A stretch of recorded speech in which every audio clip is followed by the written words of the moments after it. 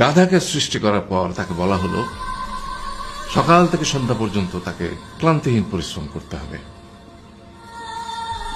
সারা জীবন তাকে পিঠে ভারী বোঝা বইতে হবে, খেতে পাবে শুধু ঘাস, আর তার মাথায় কোনো বুদ্ধি থাকবে না। তার আয়ু হবে 50 বছর। গাধা করজোড়ে সৃষ্টিকর্তাকে বলল, আমি এত বছর বাঁচতে চাই না, আমাকে 20 বছর আয়ু দেওয়া হোক। সৃষ্টিকর্তা সেটাই মঞ্জুর করলেন। কুকুরকে যখন সৃষ্টি করা হলো তখন তাকে বলা হলো যে সে হবে মানুষের সবচেয়ে বড় বন্ধু, কিন্তু সে খাবে মানুষের উচ্ছিষ্ট, এবং তার আয়ু হবে 30 বছর। কুকুর সৃষ্টিকর্তাকে বলল, আমি এত বছর বাঁচতে চাই না, আমাকে 15 বছর আয়ু দেওয়া হোক। সেটাই মঞ্জুর করা হলো। এরপর বানরকে বলা হলো, তুমি শুধু গাছের এ ডাল থেকে ও ডালে ঝুল খাবে এবং নানান রকম ফন্দি ফিকির করে মানুষকে আনন্দ দিবে, তোমার আয়ু হবে 20 বছর। মানুষ বলল, আমি 20 বছর বাঁচতে চাই না, আমাকে 10 বছর দেওয়া হোক। সেটাই মঞ্জুর করা হলো। এবার এলো পুরুষ মানুষের পালা।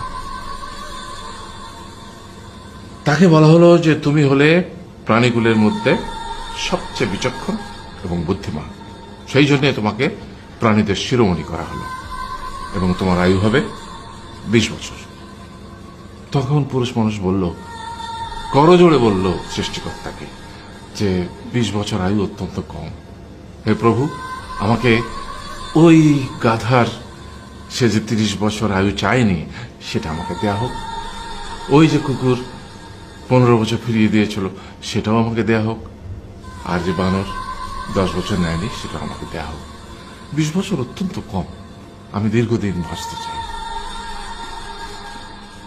সৃষ্টিকর্তা সেটাও মঞ্জুর করলেন। তারপর কি হলো? সেই থেকে ছেলেরা পুরুষ মানুষ হিসেবে বাঁচে 20 বছর, তারপরের 30 বছর সংসারের বোঝা পিঠে করে বয়ে বেড়ায়, সেটা কার মতো? গাধার মতো। তারপরের 15 বছর সে তার ছেলে মেয়েরা যা দেয় সেই রকম ঠিক কুকুরের মতো উচ্ছিষ্ট খেয়ে বাঁচে। আর তারপরে বৃদ্ধ বয়সে ঠিক বানরের মতো, যেমন গাছের এডাল থেকে ওডাল ঝুল খায় বানর, তেমনি এই ছেলের বাড়ি থেকে ওই ছেলের বাড়ি, আর নানান রকম ফন্দি ফিকির করে তার নাতি নাতনিদের আনন্দ দেওয়ার চেষ্টা করে।